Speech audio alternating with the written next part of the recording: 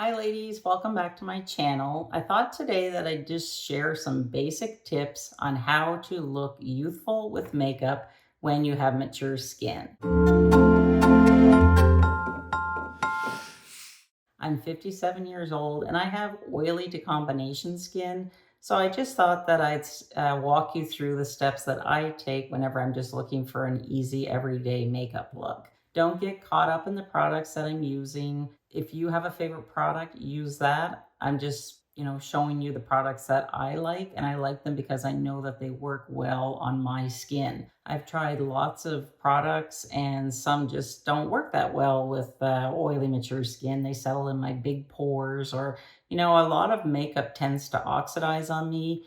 I don't really have great luck with drugstore makeup, especially foundation. So that's why I prefer to use like tinted sunscreens or tinted moisturizers.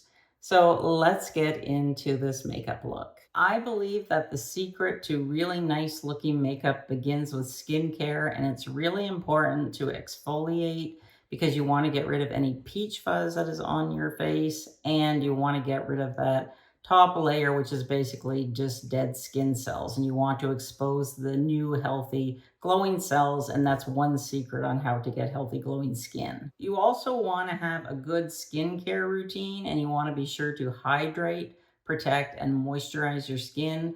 So I would put like my moisturizer and my sunscreen on, and then I would let it set in for maybe 10-15 minutes before going ahead and applying my makeup. Now, because I use a tinted moisturizer or tinted sunscreen on most days, I can get right into my makeup. So I like to go with a lightweight foundation or tinted moisturizer, and this just is to even out my skin tone without looking heavy. And I want to conceal any imperfections if I feel like they need to be concealed.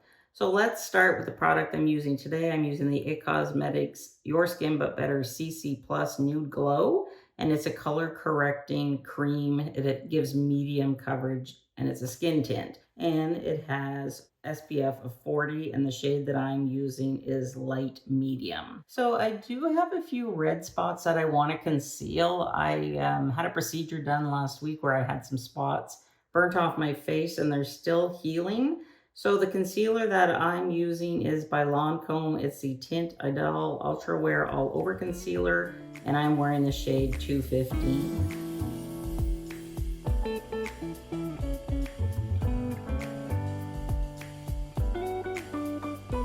I forgot to mention my favorite go-to tinted sunscreens and moisturizers include the Elastin, the Ulta MD tinted. If you don't want tinted, they just have like a regular moisturizer with SPF in it, which is also very good. And I also like the Tizo, which can act as a makeup primer. So on a daily basis, 95% of the time, I wear the Elastin.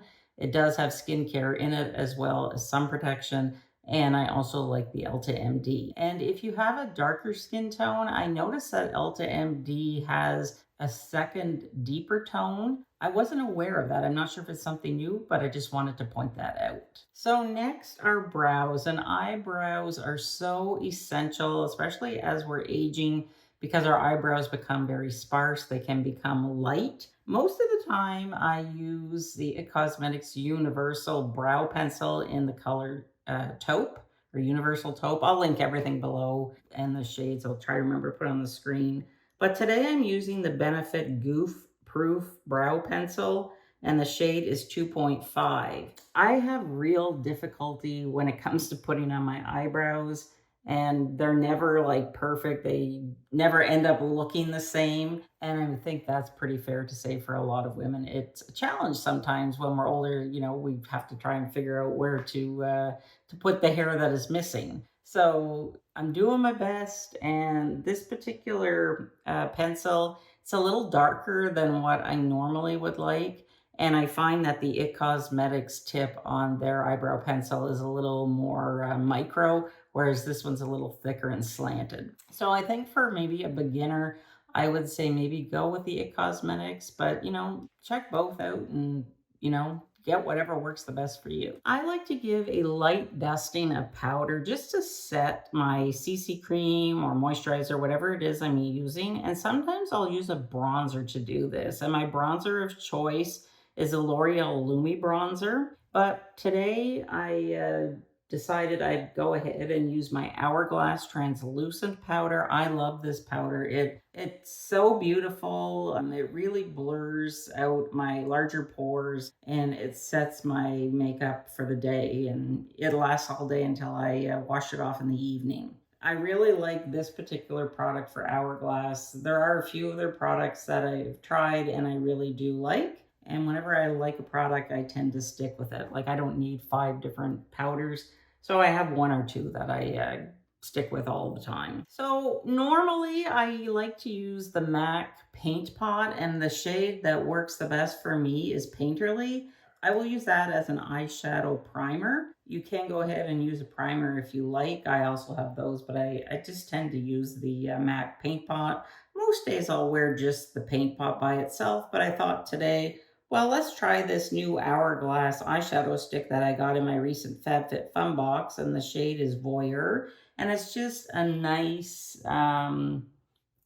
wash of color over my eyelid. And I have worn it before, so I can tell you it does last all day if you use a primer if you have oily eyelids. You don't have to do this step, but I like to do it because I just find that it really opens up and brightens my eyes. And I'm using the Charlotte Tilbury eye pencil. The color, I believe, is nude. I'm having a hard time finding that one, so if I can't find that one, I'll link another one that I've heard that is very good by a reputable beauty YouTuber that I trust her opinion because we have the same oily skin. I just like to use this on my bottom waterline because I have dry eyes. They can sometimes get red, so I just find that this hides any redness.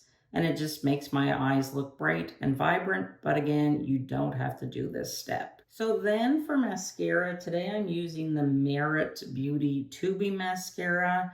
I will say I like this mascara, but as you can see, there is some fallout.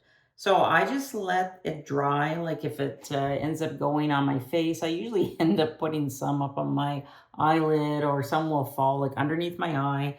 I just let it sit for a good 5 to 10 minutes till I know that it's dry, and then I'll just take a dry Q-tip and just flick it off. I find that if I start to remove it, like immediately, whenever I notice that it has smudged onto my skin, it just makes a mess. So just take that extra time, let it dry, and then it flicks off easily. And then if you have to, you can always go in with your finger or your eyeshadow brush and just, go over where the mascara had been to lighten that area up. So today for my blush, I'm using the Merit Beauty Flush Balm. This is a cream product. It's great for mature skin. The shade is Terracotta. It is very pigmented, as you will see. I got a little too much on my brush, but that's okay because I show you how to clean it up. So I like to start my blush like in line with the outer corner of my eye and then pull up because I have a round face. So putting it on the apples of my cheek doesn't work for me because it would just pull everything down. So I put it on with the Angie Hot and Flashy angled blush brush. And then, as you can see, after, putting it on, it was just a little too bright for my liking. So I just went over with the BK Beauty 101 foundation brush. I didn't put any foundation on. I just used whatever residue was on the brush, and I just like patted it a few times to tone it down a bit. So, if you put too much on, there's always an easy way to fix it. And then I went and I lined my lips, and oh my goodness, this lip liner by Dior is worth every cent. You can see how easily it goes on. Like it doesn't tug my skin. It is just like putting butter on my lips. It glides effortlessly. And it has a brush on the other end, like if you make a mistake and you need to erase it. This shade is 259. It's Nude Ribbon, and I find that this color goes really well with my skin tone right now. And lots of times I'll just wear this and some lip gloss. But today I will be putting a lipstick oil on. I'll show you that in a bit. But yeah, this lip liner, totally worth the money. And before I put my lipstick on, I just like to put my setting spray on, and I like to put a lot on. And I have two setting sprays on the go. The one I'm using today is the Charlotte Tilbury Airbrush Flawless Setting Spray. And I put a lot on just because I have oily skin and I tend to put a lot of product on when, it's not that necessary.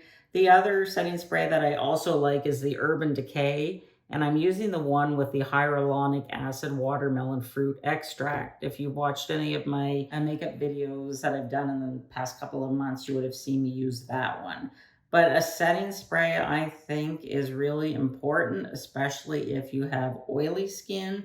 But I would also think if you have dry skin, it would also help to add some hydration into your skin. And I always like to apply my fragrance next before finishing with my lips. And the fragrance that I'm using today is the Miss Dior Hair and Body Mist. And it's just a really nice, lightweight scent. I love Miss Dior. I have several of their fragrances, and they don't cause any migraines because I'm prone to them. So that's why I know that pretty much every Miss Dior fragrance I think would work for me, and the bottles are just exquisite. And last but not least, I am finishing off with one of my favorite, they call it a lip oil stick. To me, it's a lipstick. It's by YSL, and I believe the one that I'm using today is Raspberry Shine. It's number 209, I believe. Again, I will link everything below in case you're interested in any of the products. But like I said, use whatever products it is you like. I just happen to like these products, and I know that they work well for me. So, do you have any tips on how you like to make your skin look youthful?